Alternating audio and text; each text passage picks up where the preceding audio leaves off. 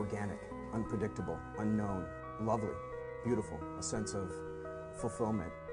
This is part of the pleasures of life and not the chores of life.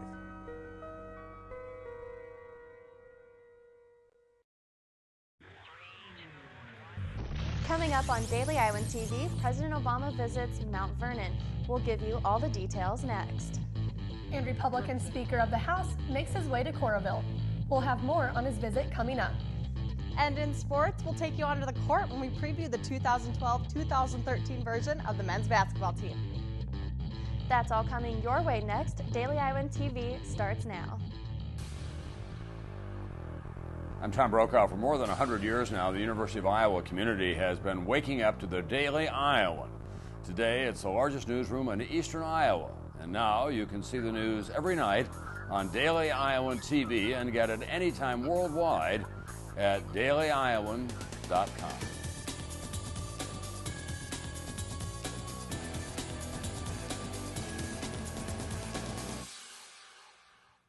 Thanks for tuning in to your Wednesday edition of Daily Iowan TV. I'm Tasha Woods. And I'm Whitney Blakemore. President Obama made a stop in Mount Vernon in Iowa today. With the election only 3 weeks away, the president is reaching out to swing voters in eastern Iowa. Daily Iowan TV's Brad Maxwell was at the Cornell College earlier to cover the president's speech. Less than 24 hours after a heated debate, President Obama is speaking here at Cornell College, centering his speech on building the economy and helping the middle class. President Obama took the stage today with a surge of confidence, quickly drawing connections between Romney's tax cuts and the previous Bush administration. We've tried that. We're not going back. We're moving forward. That's why I need your vote. We've got to finish what we started in 2008. Since 2008, the U.S. economy has struggled to get back on track, with 4.3 million jobs lost in 2010. But a recent swing is beginning to show promise. Unemployment currently sits at its lowest rate in 4 years at 7.8%. Still, Iowa Republicans believe Romney's experience is the key to creating American jobs. Mitt Romney is a proven job creator. He knows how to. He's got a plan as to how to get this economy back on track, and I think the people are responding today. President Obama responded in his speech by suggesting a strong economy begins with a strong middle class. Folks here in Iowa understand this. You cannot grow this economy from the top down. You grow this economy from the middle class out. And growing a strong middle class begins with affordable education, which President Obama continued to emphasize throughout his speech. We took $60 billion that was going to banks and middlemen in the student loan program. We said, let's cut out the middleman, let's give that money directly to students, and as a consequence, millions of students have benefited from lower interest rates. Governor Romney also emphasized education in last night's debate, ensuring that higher education will help create more American jobs. The economy is slowly recovering after experiencing the highest rate of unemployment since the Great Depression, and both President Obama and Governor Romney believe that focusing on education and creating American jobs is a key factor in rebuilding the economy. Reporting from Cornell College in Mount Vernon, Iowa, this is Brad Maxwell, Daily Iowan TV. And a half hour down the road, Speaker of the House John Boehner rallied Republican supporters in Coralville. Daily Iowan's TV Eric Don was there with more. A little rain couldn't keep Romney's supporters away as Speaker of the House John Boehner spoke at a rally on behalf of the Republican presidential nominee. Representative Boehner emphasized the importance of turning the economy around and building hope for our future. We live in the greatest country in the world, and it's the greatest country because we've had the freedom here to be anything that we want to be. The freedom to succeed, the freedom to try, the freedom to innovate. And yes, we've also had the freedom to fail. But that freedom has served our country great over these last 200 years. If we want to continue to succeed and have opportunities for these young people that are here, we've got to have the freedom to once again unleash our economy to produce those opportunities for our fellow citizens. With the election only 20 days away, Boehner urged all Iowans to get out and make their votes count. This is Eric Don, Daily Iowan TV. And Iowa City's early voting will go throughout the week at the Old Capitol Mall from 10 a.m. to 5 p.m. And law enforcement officials are set to receive new safety equipment. Jurisdictions in Iowa Eastern Iowa are set to have over $36,000 through the U.S. Department of JBVP. Iowa City law enforcement will have new critical bulletproof vests. Still to come on Daily Iowan TV, an exclusive interview with Sally Mason. The topic, sportsmanship. See what changes she expects to see at this week's Penn State game. And in sports, we're talking everything Hawkeye sports in our Big Ten Roundup from the newsroom. But first, let's check in with Kara Bischlager for a look at local weather. Thanks, Whitney. It's been very wet today with light rain on and off all day. Unfortunately, the rain isn't going anywhere either, as it's going to rain all day tomorrow, too. Tomorrow morning will open with 46 degrees and a 40% chance of rain. It will reach 50 degrees in the afternoon with a 50% chance of showers. The evening will look just like the morning with 46 degrees and a 60% chance of rain. So if you forgot your umbrella today, make sure you bring it tomorrow. And now for a look at your 6-day forecast. The rest of the week brings more rain on Friday, Monday, and Tuesday. Thankfully, the rain should hold off on Saturday, though, for the Penn State night game. Temperatures for game day will be a high of 59 degrees and partly cloudy. Early next week, temperatures will warm up a bit with temps in the 70s. And the rain returns on Monday and Tuesday, so don't pack away that rain jacket just yet. Overall, it looks like a pretty wet week, but that's all for me here at Weather. Back to you guys at the desk. For years after the 2008 flood, Sally Mason said repairs are still underway on several campus buildings. One thing that can delay the process is working with FEMA to get funding. If something is repaired out of order, Mason said FEMA can withhold funding and cause delays. Mason said she understands students' frustration about delays on the IMU basement and asked for patience. When you're working with an agency and a bureaucracy as big as FEMA, it takes a lot of time. You've got to go step by step. President Mason also expressed her concerns for the upcoming game against Penn State. She urged Hawkeye fans to act sportsmanlike and avoid wearing inappropriate t-shirts. She said the game day atmosphere should be more positive for fans of both teams. There's no reason to show support, but there's also no reason to be critical, and I sure hope that our fans are cordial to the Penn State fans who come.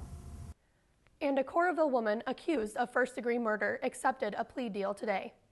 50-year-old Lily Williams was accused of murder after she allegedly set fire to a home, resulting in the death of a 14-year-old boy.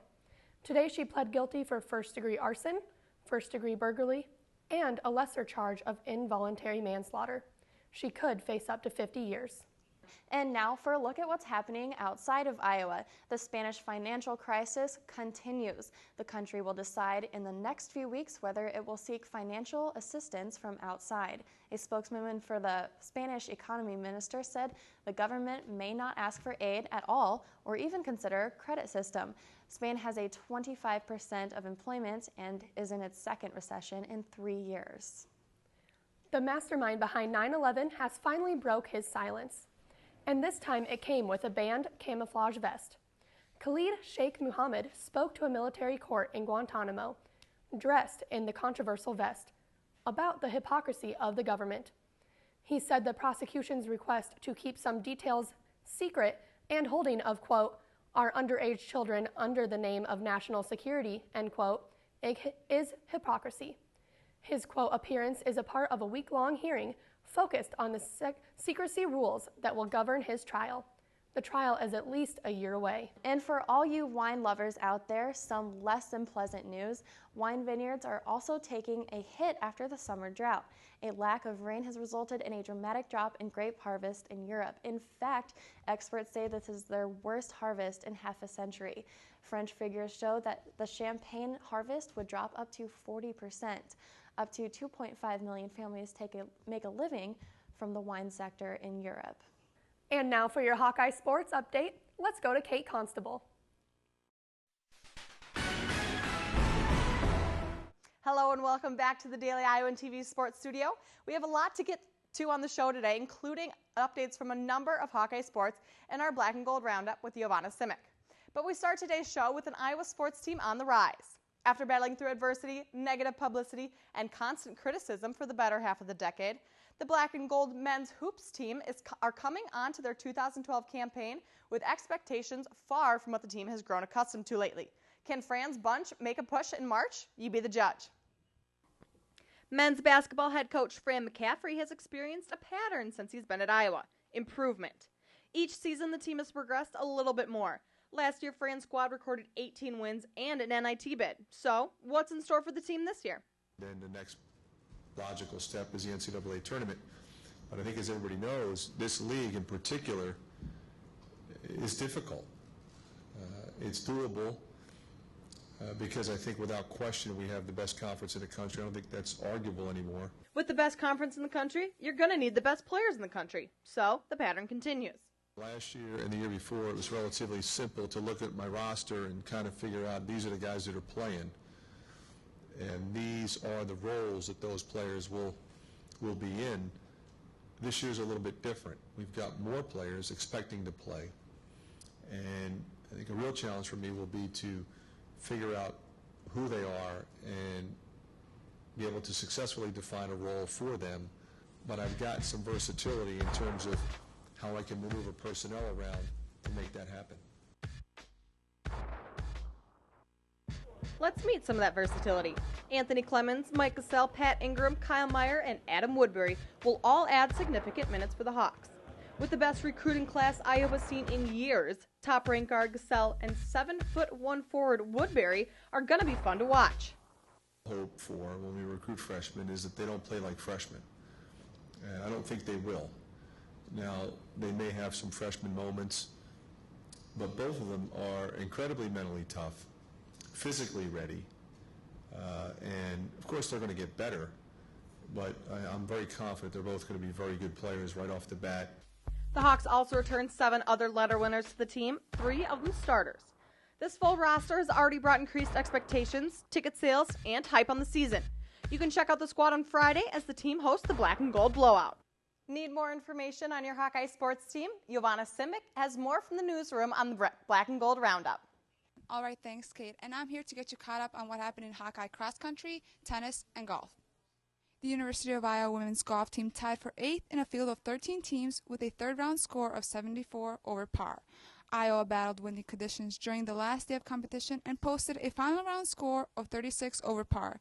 Christy Cardwell, Lauren English, and Brianna Midkiff all shot identical rounds of 6 over par during the final day of play, while the men's team finished in a record-high 5th place at the Rod Myers Invitational with a score of 9 over par, its lowest score of the season. The men's cross-country team finished 33rd out of 48 at the pre-invitational with a score of 783, while the women finished 37th out of 48 with 2 Hawkeyes, Marika Shule and Megan Ranger, each recording personal best finishes. The University of Iowa women's tennis team wrapped up competition at the Wildcat Invitational on Sunday.